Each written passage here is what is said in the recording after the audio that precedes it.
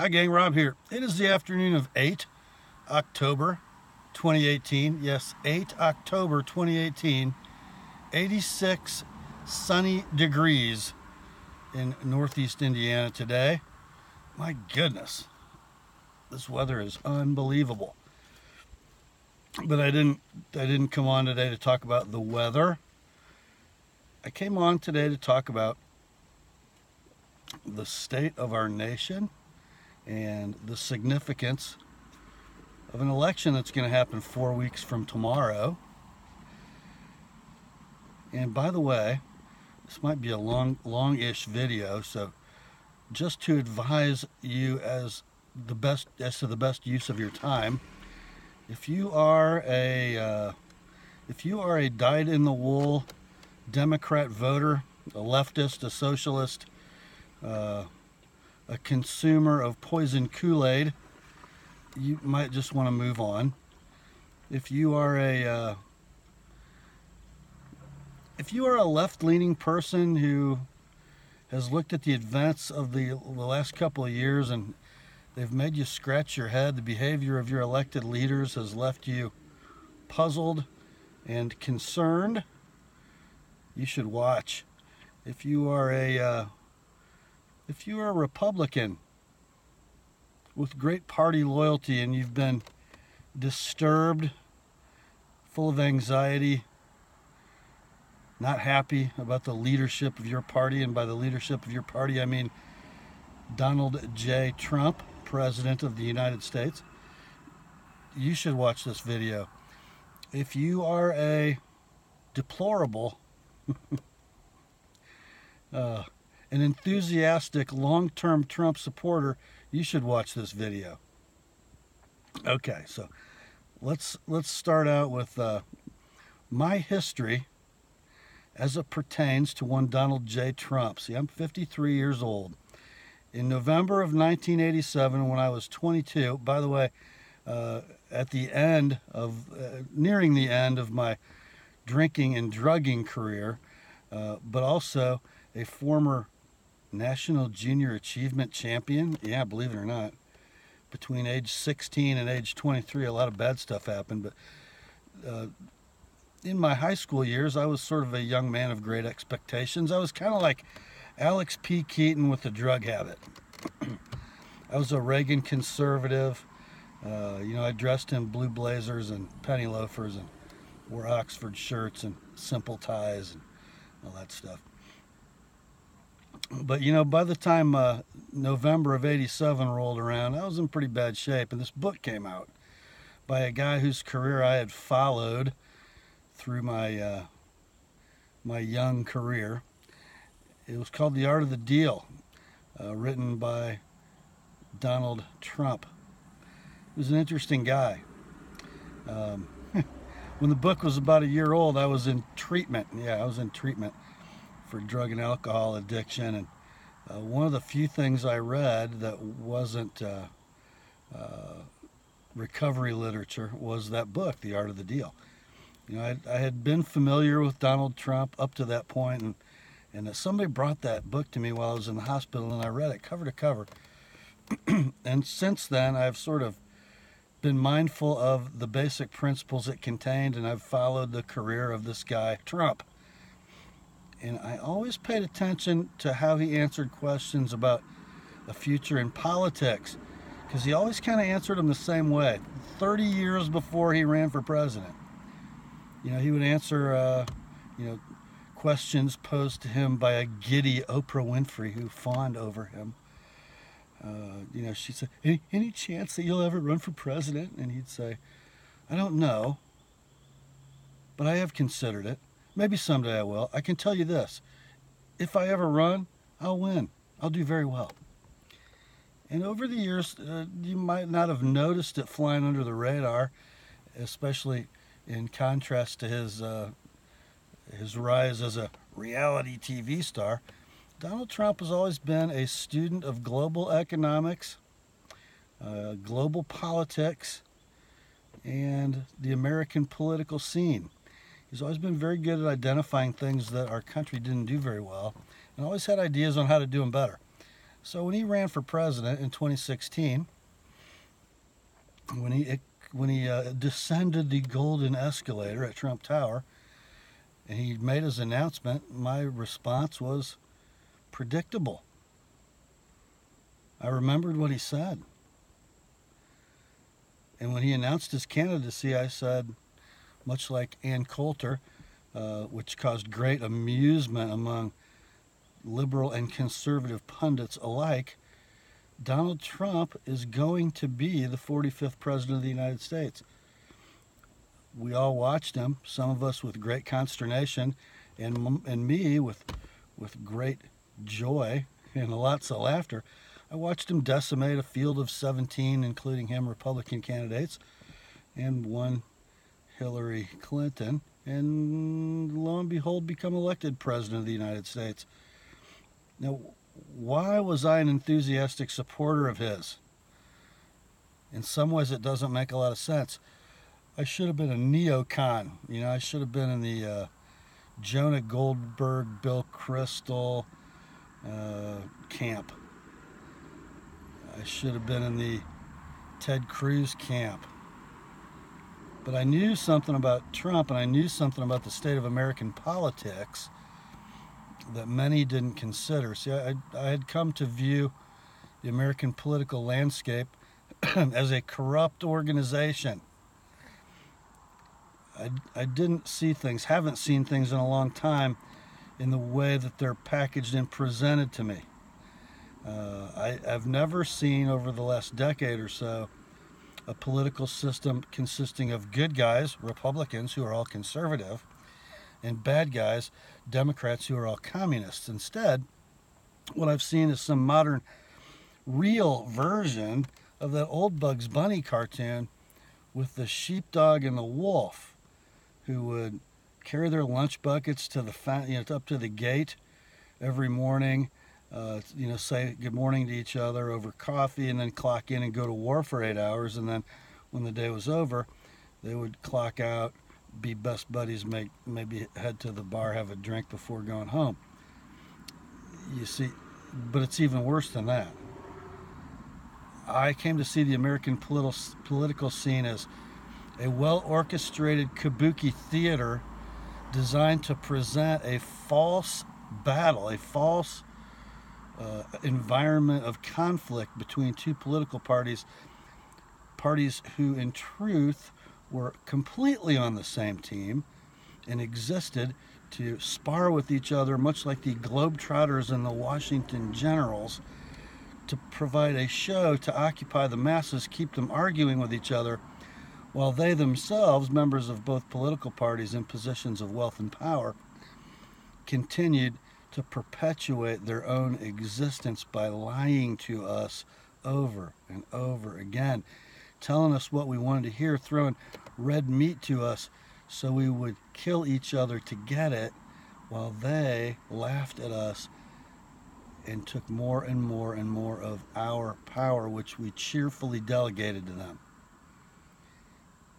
Donald Trump in 2015, when he made his announcement and through that election season, promised us that he was there to do away with that ineffective, corrupt system and run the government of this great nation as it was intended to be run. I believed him, supported him enthusiastically. I'm sort of a regular caller to a local afternoon radio talk show, the Pat Miller program on WoWo here in Fort Wayne. And I remember having interesting exchanges with Pat on the air. He was a cruise guy. Pat, much like me, is an evangelical Christian, and he identified with the politics and the faith of Ted Cruz, as do I. But I didn't think he was the right guy for the job. And like many Christians who were on the right politically at that time, Pat had great disgust for the way Donald Trump lived his life. Frankly, so do I. In that famous interview where Trump cited his church life in New York as attending the Presbyterian church once pastored by Norman Vincent Peale, and said that he takes communion. Yeah, I drink the juice, I eat the cracker. I knew that guy wasn't a real Christian. That's not why I hired him, not why we hired him. There were two things that have been reduced to slogans and cliches, but things in which I believed that came out of his mouth. I believed that he would, in fact, in his capacity as president, to the best of his ability, make America great again. And I believed, more importantly, he would drain the swamp. Well, we elected him. And frankly, when I look at his political record, he did what he said he would do. He has done what he said he would do. He called Republican leaders out during the campaign in 2016 for being ineffectual. All talk, no action. They promised us they would joust at the windmills with the conservative flag held high. They never did. They never did. He said he would,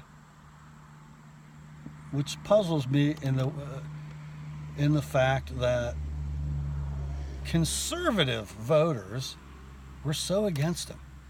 They looked at his record as a businessman and his history of being a registered Democrat and said, this guy's not a real conservative. Well, the things that he ran on were all conservative. Mostly, not all, but mostly they were. The way that he has governed, the policies he's put in place as president are the most conservative policy items that actually became reality of any president in my lifetime, including the great Ronald Wilson Reagan. Trump has been faced with the most fierce, least principled opposition, resistance of any president in my lifetime. He goes to battle with them, those forces of evil that have total disregard for the principles upon which this nation was founded. He goes to battle with them every day. He's outnumbered. The establishment is against him. Even people in his own cabinet have the knives out for him. And somehow, some way, he manages to keep winning and winning and winning. We have a great tax policy in effect right now. We have the least regulations we've had in my lifetime from a federal standpoint, the barriers to entering the free market as an entrepreneur. We have the lowest unemployment in many segments of our economy in history. We have 3% plus GDP growth. We have very low inflation. We have unbelievable leverage and clout economically on the world stage. People in this world know who's in charge. Now, some of those people, mostly foreign leaders, don't necessarily like the guy, but they want their wagon hitched to him. His political foes in the United States are absolutely beside themselves. Sorry, I had a bug land on my arm. Beside themselves. They are catatonic. They have thrown out the window every basic principle of how we conduct ourselves politically in this nation, and they have done every dirty trick they can imagine to derail this presidency. Still, he wins. Of course, I'm making this video just 2 days after the Senate voted to confirm Supreme Court Justice Brett Kavanaugh after a brazen attack by all the liberal left-wing forces in this country. And I count among them the political establishment and the news media. No need to relitigate that case, but let's just say this. Let's call it for what it is. And if you don't believe this is true, you probably should just go on to the next video, because frankly, if you believe the charges of sexual assault brought against Brett Kavanaugh by Dr. Christine Blasey Ford, Deborah Ramirez, and Julie Swetnick, if you believe those things, you're too stupid to understand what I'm talking about in this video. Sorry. If you think the tactics the Democrats used in that series of events were acceptable tactics, if you think their rationale for persecuting Brett Kavanaugh belongs in the American system of government and the American system of justice, you don't deserve to be an American. I'm sorry. You don't. Charges that were never filed criminally 36 years later are brought up by an accomplished college professor with a PhD, a world traveler, and a liberal demonstrator. Those charges are brought at the last minute on the Senate floor by the same woman who adopts a persona of an unsure, scared little girl, and she's bolstered by senators on the Democratic side of the aisle who didn't question her, but gave great eloquent speeches about how courageous that she was. She had never brought these charges criminally. She couldn't tell us when the event happened, where it happened, how she got there, how she got home, and her corroborating witnesses, the ones offered by her when questioned, had no knowledge of such an event. On this completely ridiculous foundation, the Democrats built an effort to ruin this man and keep him off the court. Wow. That brings me to the MeToo movement. This is a microcosm of how the left operates in America. It goes back to Bill Cosby. Bill Cosby, for decades, the most famous, most respected, perceived as the most wise black man in the world, revered by everyone, mostly by the liberals in America, suddenly became the target of sexual assault allegations. Why did this happen? Everybody liked him. Well, until something happened. At some point in his later life, Bill Cosby decided he had a responsibility to the black community in America. He needed to go on a speaking tour and explain to them what they were doing wrong and what they needed to do to elevate themselves. They were hard words to swallow for black America, and he had to be silenced. And he was. Well, that worked. So that the light bulb went on in liberal America. Well, they had another guy who they were kind of tired of. He made them all a lot of money, but he was kind of a pain in the rear. Very powerful Hollywood guy, Harvey Weinstein. Well, they ruined him by telling the truth about things that he had done for 30 or 40 years and everybody looked the other way about. Then there was this feckless, ineffectual senator from Minnesota, Al Franken, the third sacrificial lamb. They ruined him. Now they have credibility, okay? They're establishing an intolerance for the horrifying rape culture in America, and even if it means putting liberals in jail and ruining their lives, they, by golly, were going to take a stand. Now, if anybody believed that was the truth, again, you're watching the wrong video. I told my wife in the midst of the Weinstein affair, I think before we had heard the name Al Franken in conjunction with any of this stuff, I said, this is a false flag. This is not the object of this game. They're being disingenuous. And lo and behold, out of these cases grows the Me Too movement.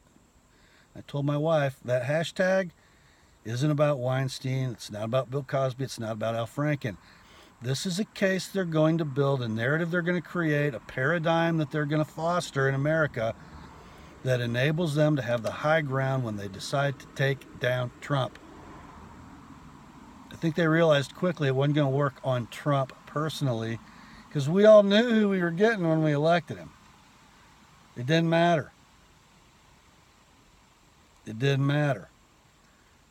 You know, the bus tape, the NBC bus tape about him talking about being famous and what you could do to women because of that, The Stormy Daniels case, it ran right off them like water off a duck's back. But they saved it. They saved it. And when the time was right, when they were about to lose total control of the Supreme Court, they unleashed it on Brett Kavanaugh. Yes, they did. We believe survivors. We believe survivors. If you don't believe Christine Blasey Ford and demand that Brett Kavanaugh not be on the Supreme Court, you are by extension and association a rapist yourself. Well, congratulations, America. It didn't work. Even though we never paid much attention in history class, something rattled around in our brains that said, wait a minute, in this country, you don't get to persecute somebody for a 36-year-old crime that was never even reported. What didn't I hear somewhere like in 5th grade about this thing about innocent till proven guilty, a right to face your accuser, a fair and speedy trial, a burden of proof that rests with the prosecution? This woman had no evidence. She contradicted her own prior statements. Her witnesses didn't bear out her story. Now we have Justice Brett Kavanaugh. Thank the Lord. Thank you, Lindsey Graham. See, Lindsey's one of those guys who should be watching this video, or people like Lindsey. Couldn't stand Donald Trump. Bloody battle politically. Now, he gets it. He understands why Trump is Trump. I wrote a Facebook post today, and it kind of said, I got to change hands with the camera here, guys. I'm getting tired. It kind of said that the qualities that Donald Trump possesses that make us squeamish and uncomfortable, you know, his bad manners, his life lived without much virtue, his bellicose nature, his coarseness, those are all qualities that are necessary evils, I believe, in a man who fits the bill for the type of president this country needs. See, Donald Trump lives for battle. When he's outnumbered, when he's faced with political foes who have positions of power and control, when he's faced with a traditional news media that are completely against him, he knows what to do. He doesn't get rattled. He doesn't get flustered. He never feels overwhelmed. He makes his own way. If people need to be fired, he fires them. If the traditional media doesn't communicate the truth to the American people, he goes directly to us. He has rallies. He goes on Twitter. He's our champion. For those people who say, yeah, drain the swamp, whatever, all Trump did was bring in his own swamp. Do you really believe that? You really believe that this political novice colluded with Russian oligarchs to steal an election? The guy had no political experience from the side of things where he had to be elected to anything. He had no political structure, no swamp to bring in. You know, there just wasn't any of that. It was all contrived, created by the leftists to shake our faith in the man we were electing. The swamp needed to be drained, and it was going to be, and is still going to be, a messy, uncomfortable process that's going to make us want to turn our eyes away, that's going to make our stomachs a little queasy. They don't make him queasy. He's the guy to get it done. I look at the Trump presidency like the movie High Plains Drifter starring the great Clint Eastwood. So this man with no name, with a nebulous past and origin, rides into a town of people who have been dominated, abused, and controlled by a criminal element. A bully of an outlaw gang. They had tried to hire sheriffs and marshals, and all those guys ran screaming into the night or got murdered. They just weren't up to the job.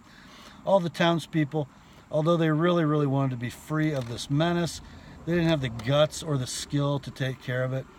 And when this stranger rides into town and shows some concern for what they're going through, even he scares them a little bit by some of the things he does, but they band together and secretly hire him to save their town. and he sets up this great ambush. He paints the town red and lies in wait for the bad guys. And they burn down the town, essentially, to rid it of this infestation. And the man with no name, played by the great Clint Eastwood, methodically, coolly, in a business-like fashion, mows them all down. And even at the end, the townspeople, because they see the great courage of this man, they find some courage in themselves. And they even participate in the ambush and the massacre. So they've got some ownership in changing their own destiny. How cool is that? Is that how we're feeling, Trump voters? Is that how we're feeling? I hope so.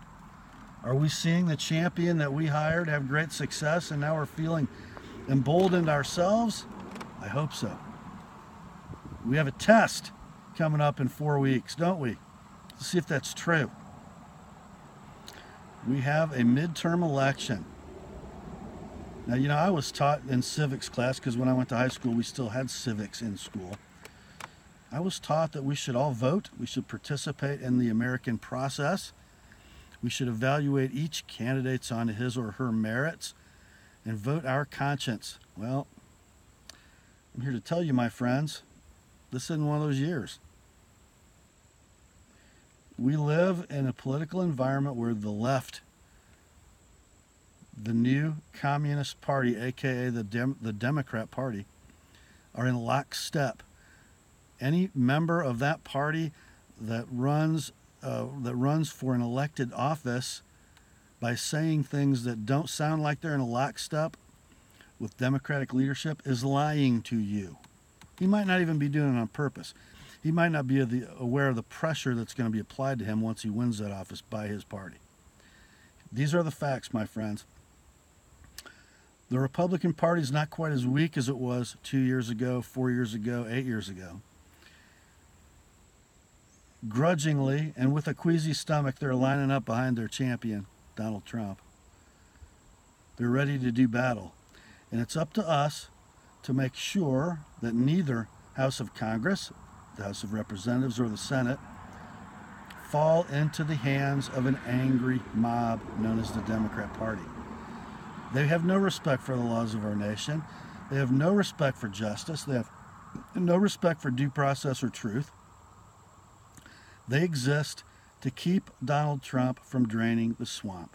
They exist to keep you from gaining control of the government that was designed by our founders in our Constitution to be your government.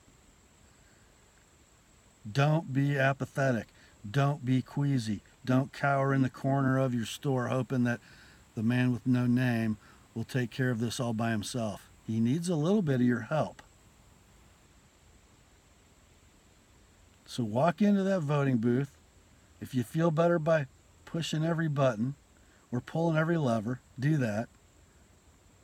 But vote Republican this November, my friends. And then let them know after you put them in office that you expect them to help your champion make America great again. If we don't pull that off, Donald Trump will be impeached in a Democrat-controlled House. He will be convicted in a Democrat-controlled Senate, as will at least one of his Supreme Court justices. First, it'll be Kavanaugh. In fact, they'll probably go for Kavanaugh before they go for Trump. They'll impeach a now sitting justice of the United Supreme Court for crimes and misdemeanors that were committed 36 or 7 years before he was seated. Because impeachment, my friends, is not a legal proceeding. It's a political act. And right now, you have a political party that seeks power with the ethics of an angry mob, an un-American angry mob. Don't let it happen. Let the man with no name, who really likes his name, do his job. And I think that's about all I have to say for this one. You know what? Before I sign off, I better answer this question. Why, Rob, if you profess to be a Christian, Would you so heartily endorse politically someone who has led such a depraved life? Well, my answer to that is the same reason the people of that red town hired the man with no name. They didn't hire him to be their pastor. They had one of those. So do I. They hired him to do a really dirty job, and he was really good at it.